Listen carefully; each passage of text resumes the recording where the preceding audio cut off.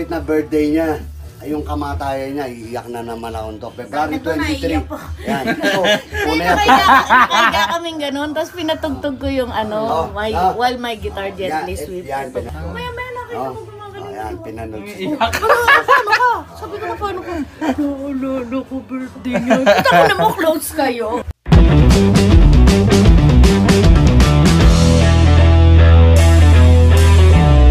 Tayo sa bahay ni Sir Percival Songco, professionally is known as Percival Songco also. So let's go inside. May isang boy niya. Tingin ka doon. Ano yun? Yun. So makikita niyo po isang yung paligid ng bahay niya, puro-puno ng poison ivy. Ito ang tinatawag na poison ivy. Pasok tayo sa loob. Ah, maganda. Bago kayo pumasok, mag-ingat po kayo sa bulldog. Bulldog? Nakakakalma po, oh. Nakagat siya. Kaya mag-ingat kayo. Ha? Medyo may crossbreed siya, kaya ganito. Ito mo lang, talmig siya na cross sa bulldog. Kaya mahilig ako sa Beatles. Dito pa lang. Sa sala pa lang. Beatles collector talaga ako. Ito ang one of the controversial ng Beatles. Yan, kasi binan yung poster niya. No? Nakaban yung LP. Binan sa buong mundo. Yung LP na yan, kasi hindi siya magagamit na tama putol-putol na bata. No? Binan yan. Ito, napakamahal niyan. Sobra siya sa mahal. Pwedeng 100,000, isang long playing. Isang LP, 100,000. Pinakamura yon, mura. Pagka nakasirap, meron ka noon, dahil sa buong mundo, ilang piraso lang ang nilabas ko. Long playing yun, although wala ako noon. Mahirap mapunta yun sa kamay ko. Mahirap. Kasi una, Pilipino ako. Pangalawa, walang tindahan ng Beatles dito. Walang tindahan ng Beatles dito. Dito tayo sa taas. Makikita niyo yun, ito puro mga license sa mga yun. Yan, license yan si John Lennon. Ito, idol ko to. Yan, nakaganyan. Kala mo, yung frame, maliit, pero mas ano yan. Siguro mga kulang 1 meter. Tapos, John Lennon. Pirma. Japanese. Ayan. Si Paul McCartney. Okay, Paul McCartney yan. License yan. 1985, Japan lang ang meron yan. Ito. Lahat merong The Japanese. poster, pero Japan lang ang merong LP. Ito, may authenticity yan kay Mariah Carey. Ito, talagang, ano siya, picture siya talaga, no? Hindi siya yung high-tech. Talagang picture yan. Ito po. Oh, yes. Yan, si Cameron Diaz naman Cameron yan. Diaz. Oh, may authenticity din May yan. authenticity rin. Oh. Ayan o. Andito po. Grabe naman. Hindi, kailangan meron. Ito. Yun no? Andre. Yan! Ito, yung unang drummer, ito. Ito siya. Ito ako. Signature na yan. Yan, CD nila yan. Ito, mga hard to find CD to. Hindi pa uso CD, naglabas na ng CD. 1987. Nanonood dyan na mahilig sa Beatles, kontakin nyo lang po ako or siya. Ang tawag dito, picture disc, no? Ayan. Ito po. Pag ginawa ka mo yan, nakasil pa yan. Made in US yan, no? US pa yan. No? Hindi pa ito nasasalang. Ito, yes, ito. US din yan, no? Kay Paul McCartney. Ay, ang ganda. Ito, bihira lang to. Japan lang ang meron ito. No? Oo. Ayan, kasi dated naman siya. No? Nirelease ito sa Japan. Meron akong kaibigan. Meron silang mga Photoshop. Tapos sila yung nag-release, no? Oo. Ito naman yung newspaper sa Japan, no? Yan yung newspaper. Yung nabalita yung ano. Yan yung time na pumunta yung Beatles sa Japan, siya yun, no? Ito yung mga collection ko. Ito mga 1964 pa to. 1964 ba to? Yes. Walang tagal na, 1964. Yes. Tapos Ito yung... Basta matagal na. Chibit to eh. Ito. Pinuntahan ko rin yung museum ni John Lennon sa Saitama. Ngayon, nag-close na to eh. Ay, wala na? Sarado na? Close na siya. Paano yung mga gamit sa loob? Yung mga... Hindi, in-exhibit yun, nasa UK. Ganun. In-exhibit na. So, hiwa-hiwalay na siya. Oo, iwa-iwalay. Let It Be, ito yung Let It Be. Dahil 1969 siya, no? 1969. Ito naman yung bago, no? Although 2002 ito. Ang tawag naman sa kanya, Let It Be Naked. Ayan, kasi meron to... Hard to find. Una, anthology, no? Na BHS pa siya. Express. Ayan. License to ng Apple. Tapos made in Japan siya, no? So pagka legit ganito, no? Kapag mga fake, wala nang ganito, hindi niya na kayang i-fake to eh. Siyempre, mahilig ako sa Beatles. Siyempre, hindi mawala sila John Lennon sa akin. Yan. Oh, yan, no? Ito, mga hard to find ito. No? Mga, ngayon, Mahirap na siguro. Makikita mo na lang siya sa mga... Nagko-collect na lang din mismo. yes, yung mga collector. Itong kulo ko. Ito, kasi bihira na akong pumanik dito dahil busy, no? Ito ako na lang ang naglagay nito, pero made in San Francisco siya. Okay? Oh. Meron akong naging isang kaibigan,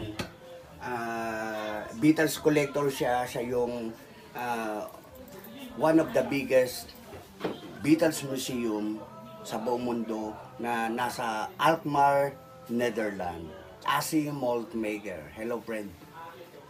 Yeah. If you're watching, Gumagawa siya ng book ngayon sa about the Beatles, and meron siyang i-release na siya yung author nung, no? Ang title ng libro niya, The Beatles from Far East, Hong Kong, Beatles Tokyo, and Manila during 1966 kasi nag-travel ang Beatles dito 1966, no? first ano yung nakita niya sa'yo, yung batch, sabi mo, yung wala siya. Yung bag spin ay hindi ko alam kung ito very rare na to. Itong badge spin na to. May focus. Oo, ayan. Very rare na siya.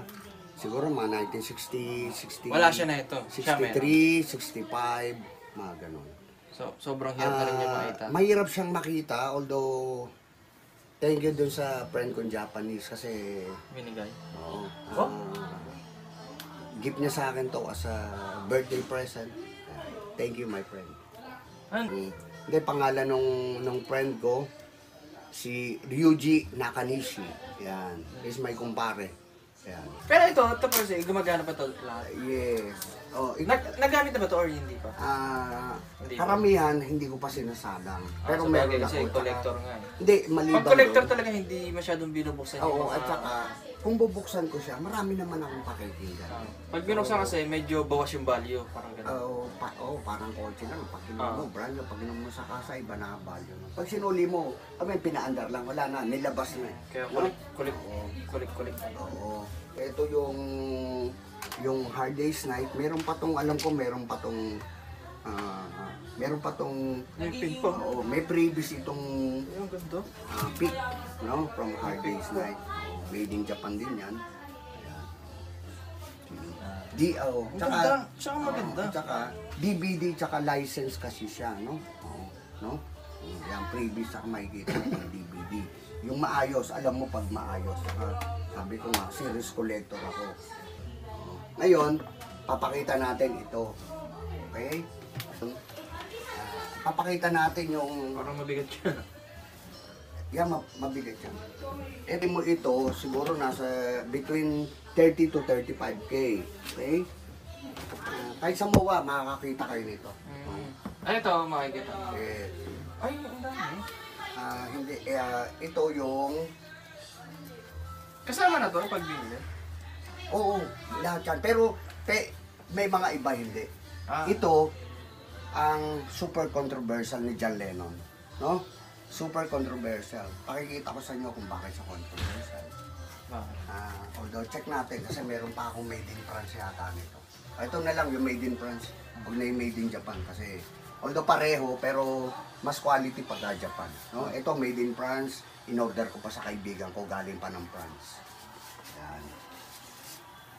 Ganito kung bakit siya controversial. Ito yung likod niya. Ang controversial dito, ito.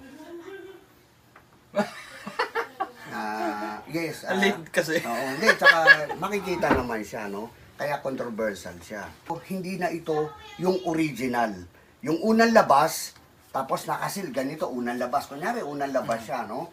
Ito, nakasil. Siguro, more or less, $1,000. More or less, $1,000.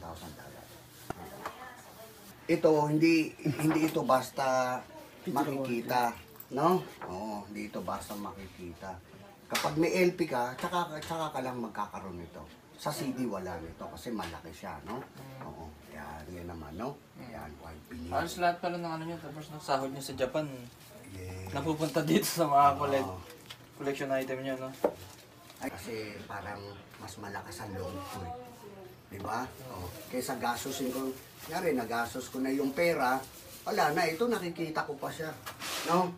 Marami siya binibigay na kasiyahan sa akin. Diba? Ganun talaga pag ano. Siyempre, pagka-collector ka. Made in Philippines to. Summer, mga 1960, 65, 66. Ito? 19. Mabango pa yan kasi pamada to eh. Okay? Pati biskuit nung araw meron, although wala ako noon, pero mahirap kasi makita. No? Ngayon, ito yung ano niya, ito yung certificate niya. Meron siyang certificate of authenticity. Yan. Ito, si Ringo Starr. Oo. Authenticity na naman. Ang dami, no? Ito daw yung pinakaunang Beatles. Oo, yan. Si Pete Best pa ngayon, si Ringo Starr. si Ringo Starr na yung drummer nila. Ito yung pinakagusto kong picture nila eh. Ito kasi, Abbey Road to. Kaya lang, bumalik kasi sila eh. Wala dito eh. Para hindi ko na sana hanapin. Papunta silang pa ganon, ito bumalik. Ito, hard to find ito. Kasi for fan club lang to. Pang fans club lang to. Pero, mahirap humanap nito. Mahirap na rin. Hindi ka basta makakakita. Yung LP, marami nito yung Abbey Road. Pero yung bumalik, bihira yun. Oh, bihira yan. Bihirang-bihira. Wala pa akong nakitang... Wala pa Ngayon ko akong... lang na-notice yun, may picture. Yes. Yung bumalik. Ito. Ha? Ito yan. Ang original yan. Okay, ito. No? Ito yan. Pero yung bumalik, sa buong Pilipinas, wala pa akong nakitang may gantong may ganito. Ako pa lang siguro. Kasi marami akong... Siguro, sa Pinas, siya pa. Oo, siguro ha. Oo. Pero ito, itong LP siguro may more or less may mga 3 peraso ko. Mga 3 peraso. Makikita niyo po yung pinagkakaiba. Oo, meron sa Ito, papuntang kanan. Ito, yung mahirap. Yung pabalik siya nasa kaliwa. Ito, in-issue for fans club lang.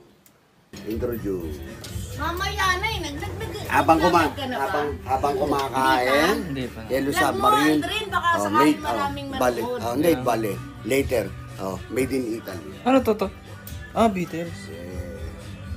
Ito, Beatles. Aldrin. Bakal yan. Bakal. Metal yan, metal. Ha? Metal. Yan. Ito yung mga Yellow Submarine collection ko. Puro Yellow Submarine lang yan. Bagay sa akin yan, sa Thank you guys. Sa lahat po ng interesado, message lang po. May mga interested kayo sa mga ibang pinakita namin. Tsaka thank you doon sa mga friend. Hello friend. To all Beatles collector around the globe.